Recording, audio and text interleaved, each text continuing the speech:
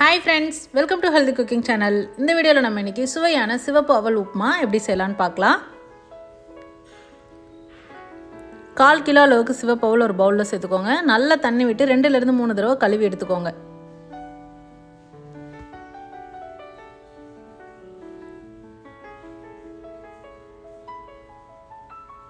அடுத்ததாக நல்ல தண்ணி விட்டு ஊற வைக்கணும். 1/2 மணி நேரம் ஊற வச்சா போதும். நல்லா அந்த அவல் முழுகிற அளவுக்கு மட்டும் தண்ணி சேர்த்துக்கோங்க. இந்த தண்ணியே போதுமானதாக இருக்கும். நம்ம தண்ணி வடிக்கவே தேவையில்லை. பாருங்கள், 1/2 மணி நேரம் கழிச்சு காமிச்சிருக்கேன். அவல் நல்லா ஊறி வந்திருக்கு. தண்ணியும் ஃபுல்லாகவும் ட்ரை ஆகிடுச்சு. இப்போ நம்ம உப்புமா செய்ய ரெடி பண்ணிடலாம். கடாயில் 2 டேபிள் ஸ்பூன் அளவுக்கு எண்ணெய் விட்டுக்கோங்க. எண்ணெய் சூடானதுக்கப்புறமா 1/4 டீஸ்பூன் கடுகு, 1 டேபிள் ஸ்பூன் கடலைப்பருப்பு, 1 டேபிள் ஸ்பூன் உளுத்தம்பருப்பு, 10 முந்திரி சேர்த்துருக்கேன். முந்திரி ஆப்ஷனல். இது எல்லாத்தையும் எண்ணெயில் நல்லா செவக்க வறுத்துக்கோங்க. அடுத்ததாக 6 பச்சை மிளகாய் சேர்த்துருக்கேன். காய்ந்த மிளகாய் ஃப்ளேவர் பிடிக்கினாலும் சேர்த்துக்கலாம். 2 கொத்து கருவேப்பிலை.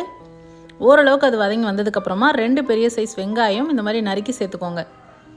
இப்போ இது எல்லாத்தையும் சேர்த்து நல்லா வதக்கி எடுத்ததுக்கப்புறமா 1/4 டீஸ்பூன் மஞ்சள் தூள் சேர்த்துக்கோங்க. அடுத்ததாக நம்ம ஊற வச்சுருக்கோம் இல்லையா, அவல் அதில் சேர்த்துக்கலாம்.